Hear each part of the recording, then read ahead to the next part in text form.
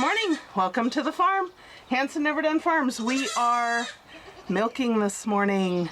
Yay, finally. I'm about 2 to 3 weeks late in this, but I was determined last night that this was the day I was going to start milking again. So I got everything set up and we're going to bring Aspen in and get her started.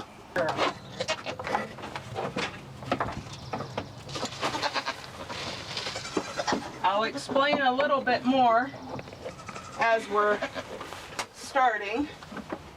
Let's just get her set up, get her fed. I always start off cleaning teats. I have a little bit of vinegar water, and that's typically what I clean with.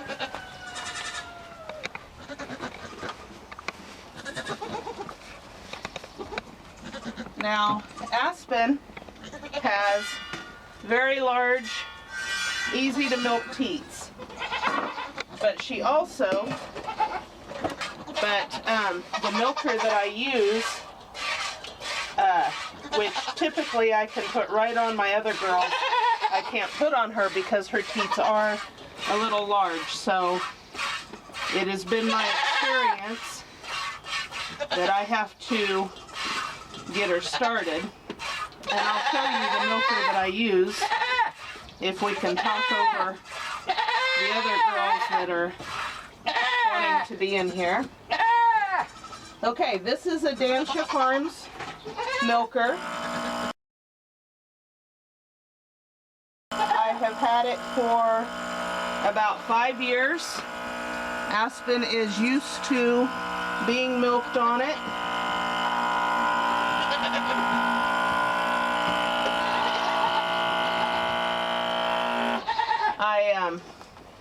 I was watching a well-known channel last night, and they used a milker for the first time. I won't say it was a Dansha Farms, but it was a lot like the Dansha Farms, and it bothered me because I didn't feel like they were representing well enough how to use the milker. These are vacuum milkers, so they create a vacuum. It's not like your simple pulse. It's not going to mimic the way a baby suckles. And so you have to kind of be really, really careful, because if I were to continually leave this running, I'm putting too much of a vacuum. On her teats, and I could do irreparable damage to her teats. And so the proper way to use these vacuum milkers is to get it started, turn it on, get it started, get the milk flowing, and then turn it off. And just massage the teat. If you just leave it on continuously, you're putting so much vacuum on that doe's teat, you could really, really cause damage. So they are wonderful. I love the Dansha Farms milkers. Dan, who owns the company, I've spoken to. They are not sponsors of this channel at all. I bought and paid for my milker 5 years ago, and I was a fan before I even was doing YouTube. But I've talked to Dan a few times. I had one slight problem with my milker a few years ago, and he was on the phone with me, walking me through it, and we got it fixed, and I've had no more problems. But anyways, they're awesome milkers. They are affordable. I have the Pioneer. It's the electric one, but they do have battery operated ones. And you know, for $150 you can't beat it. But just, you know, before you use them, learn how to use them properly, because as I said, they can cause a lot of damage to your dough. And the last thing you want is to damage your dough. Right now what I'm doing is I'm trying to get her to let down the rest of her milk. She is an easy milker, but she doesn't work as well on the Dancia because her teats are so large. I need to get the bigger cups. But Aspen is an easy milker.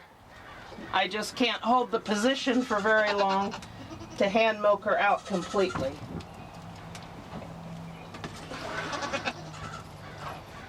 But not bad, girl, for your first time on the stand for a year. Oh my goodness. The feed that I give them on the stand is a Sweet 16 dairy feed. Come here. And I've not trained my does to stand up here without the feed. So that's shame on me. But I think she is about done. Okay, so while she's finishing up, this is my system. I have a 2-quart or a half-gallon jar in a bucket. I've put some ice and some water in it, and so that way the milk is chilled almost immediately. Again, Dancia Farms, I think this is the Pioneer. It has the teacups. You know, everything is handy right there, and I can milk. I do use a bucket, of course, with a lid. The lid I use to strip them out to make sure that there's no impurities in them. But she's finishing up, and we're gonna bring in the next dough. And she is full. She likes to hold back her milk though for her babies.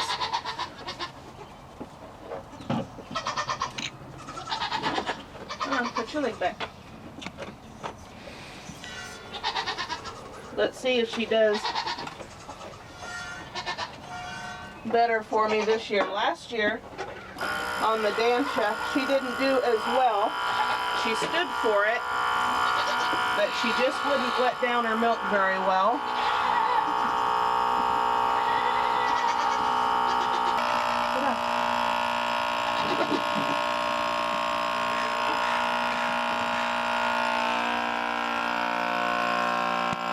Okay, will you give me a favor and give her some more feed? And we've got good milk flow, so I turned off the machine and turn it back on. She really doesn't like to let down her milk as easy. Once she gets into the groove of it, but I'm massaging this udder. I'm continually touching her udder, getting her to release. It's really good.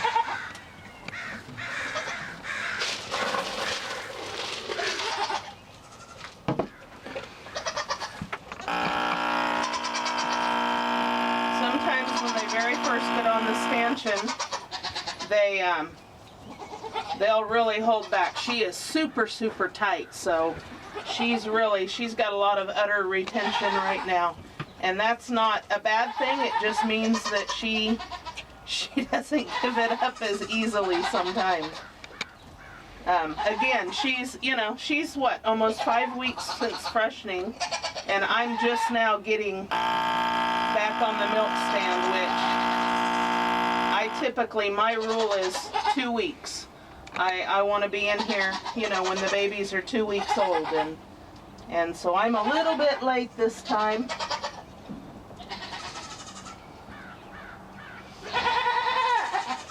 But I want to make sure that people that watch our channels are watching the correct way to use some of this equipment. The equipment is awesome.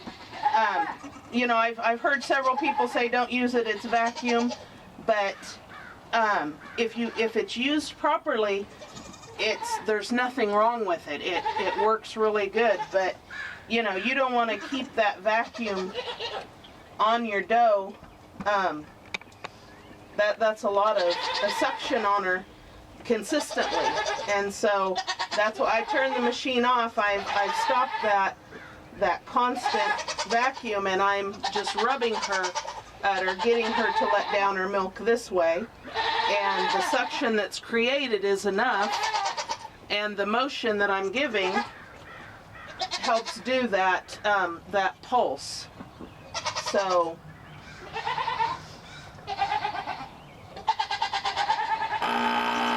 and you turn it back on just to get the milk flowing good again, and then turn it back off. I mean, don't leave the machine running. That's not good for them.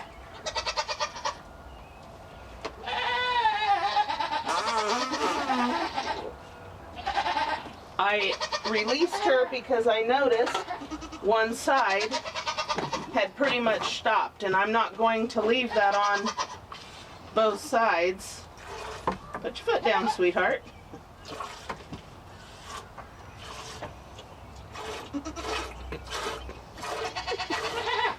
That's new. She didn't do that last year, so I'm just going to hold this leg back a little bit.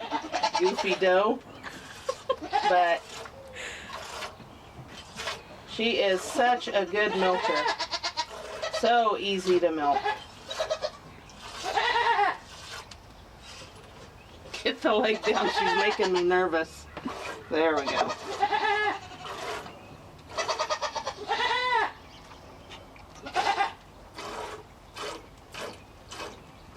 I had intended yesterday to come out and get these girls clipped again. We haven't clipped them since right before they gave birth. Oh my goodness, she's got a lot of udder retention. She's such a good milker. What? What? But she really holds on to it. With patience, you know, she, as she gets into her lactation and gets used to the system, her letdown is a lot easier. Again, this is the first time we've milked. Elsa's having a fit back there.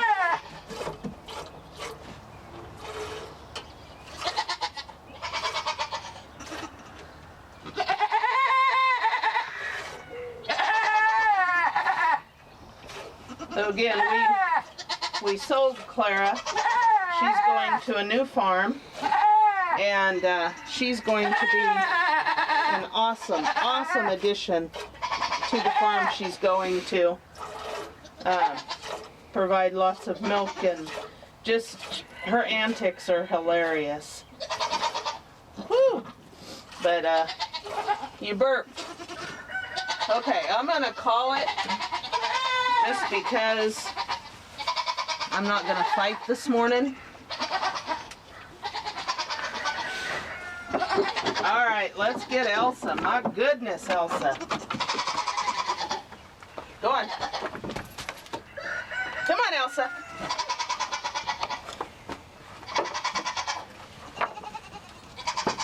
Good girl. Look at you.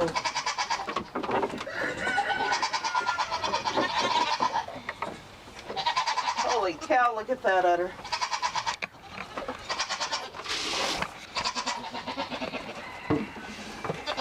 Scoot over. Now this is our first time with Elsa, so let's see how this goes.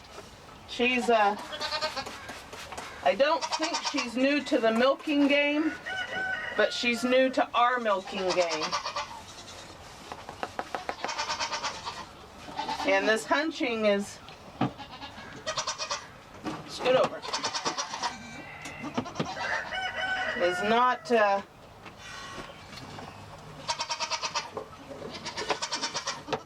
something that you want to see, but hopefully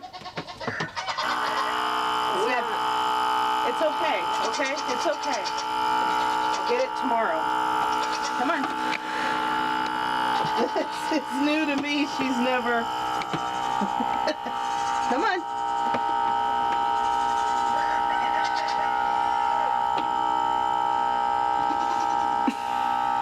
I can't get a... There we go. Gosh. And again, I'm just waiting for the milk to start flowing.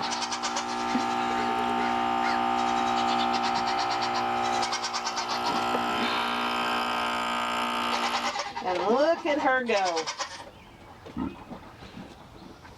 Could you get me some more food, please? Yep. Come on, love. Now, this hunching is indicative of a doe that has not been milked a lot. She will get better.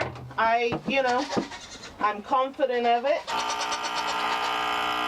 So I'm not too awfully worried about it. It does make it, this would be really difficult for me to hand milk, but because I have the machine, this is another reason these machines just really come in handy. She's letting down her milk rather easily. I don't seem to be seeing an issue with that. But I know that there's some people that say put a bucket under their belly. And I might end up having to do that. But geez Louise, girl. Man, she's got udder retention too. Udder retention is just the stiffness of her udder. And, you can work that out. The more you milk, they'll get used to not holding it back so much. I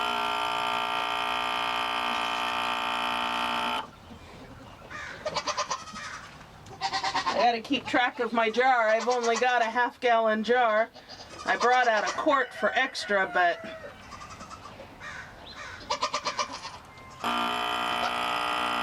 you're killing me, girl. She's making it hard for me to see the other side, and I want to make sure that I'm not putting too much vacuum on one side and she's quit letting down on the other side. But she's doing fine. For this being her first time with the milking machine, she's actually doing pretty good. She's not fighting it. She's just got the hunch. And again, the hunch is indicative of a doe that's not been milked a whole lot. I think I would much rather her fight me because I could strap her down than I would strap her down. I've got leg harnesses. That's a lot easier than dealing with a hunch.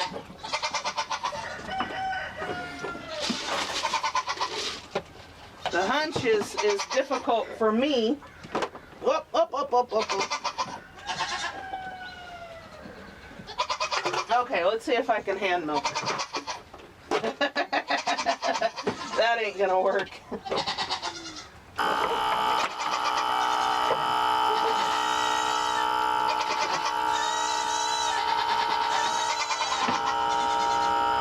I'm gonna need to get a bucket. All right.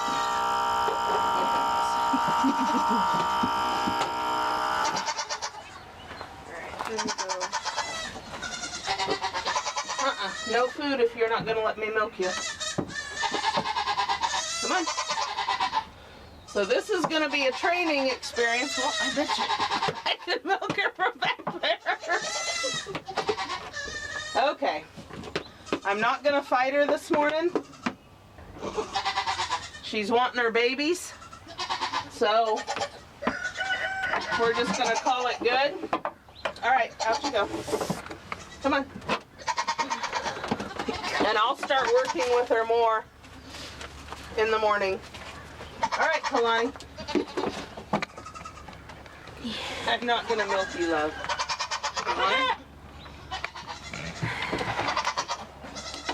Kalani is not getting milked. All 4 of her babies are leaving, and so it's better, in my opinion, to dry her off and just give her the year, which breaks my heart because she's one of my best milkers. But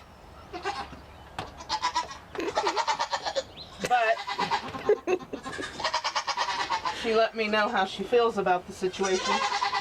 Anyway, she's one of my best milkers, but we're not going to have any way. The trip is going to be a 4-day trip, and there's no way for me to milk her out, leave kids on her. That's just, it's not going to work. So it was my decision just to go ahead and dry her off and call it good with her this year. I'd like to work with her, get her condition back up a little bit. 2 years in a row she's had, 5 last year and 4 this year, so I'm going to just give her a break and we'll start her again next year. But she still gets on the stanchion and gets her treats. Ugh. Nasty girl.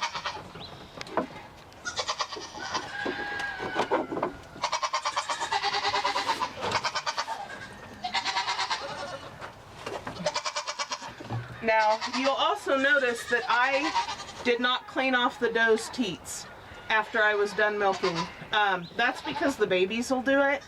If I have weaned a doe and I'm milking her exclusively and the kids aren't on her, then I'm going to use Fight Back and I'm going to clean her teat off real good. But right now, the babies go right on them and they take care of that. So that's why I didn't do that this time. But anyways, we'll be right back. Let me get this situated. All right, guys. Are we ready? Come on, let's go. Find your mamas. Or not. They're all going to go in there with the kids.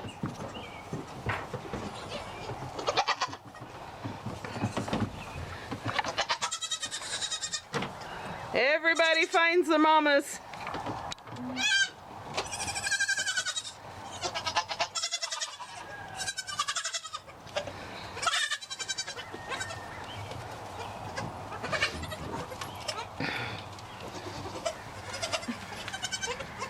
They're hungry. Now, if I didn't think she had enough milk, I definitely would be bringing a bottle out like I did with Kalani last year. I would bring a bottle out. Oh, that door's open. I would bring a bottle out and catch whoever was left. But she'll walk around.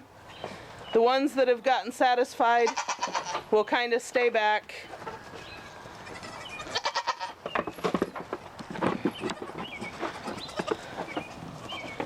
And Kalani's going, yeah, that's not me this year. Yay!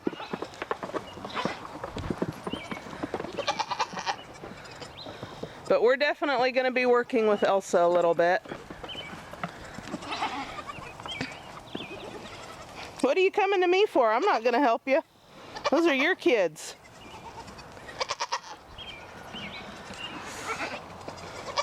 All right. Okay, so was that chaotic or what? It's always chaos the first couple of times till we get our system down. But Aspen did wonderful. Elsa or Clara did wonderful. Got to work on Elsa. That's the first time we've milked her, and you guys saw that. I mean, that struggle, it's real, guys. The struggle is real. So I'm going to do a little bit of research. It seems like somebody had told me, or maybe I saw it on Blue Cactus or something, you can put a bucket under their belly and that'll train them to stand straight up. So I'm definitely going to probably be working on that, but not unhappy with the way it went this morning.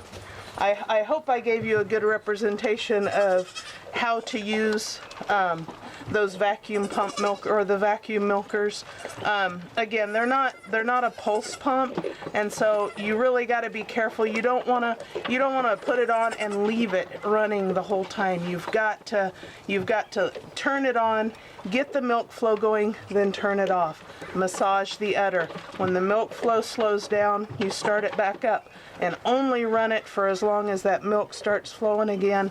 Then you're gonna shut it down again. So you know, it's all a learning experience for all of us, but that is the one thing that was drilled into my head, not only by Dan from Dansha Milker, but from other people that have used it.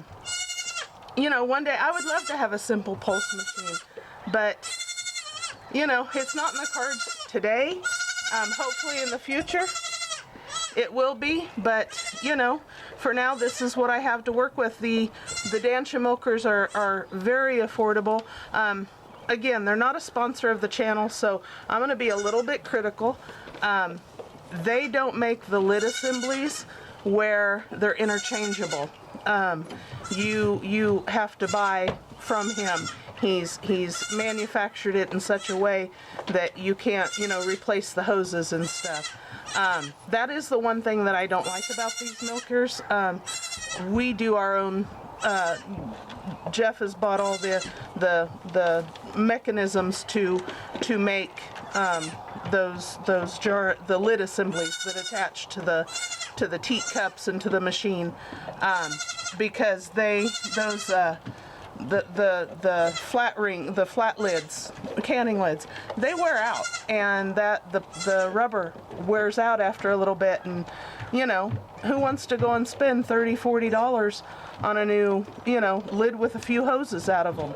So anyways, and also something that I do is, before I put the lid on the jar, I will run a little bit of coconut oil around that rubber ring. It helps create a good seal, and it keeps it settled.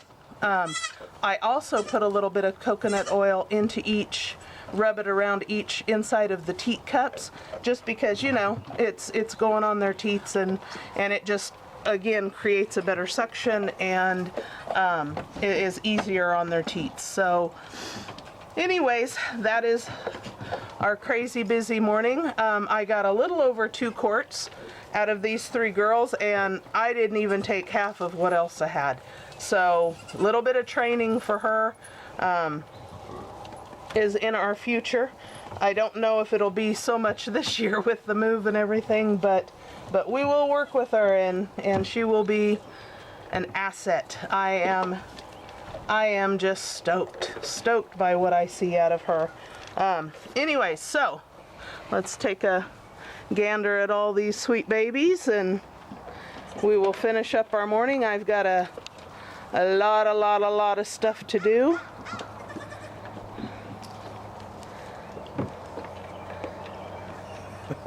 How about a piggyback ride, Mom?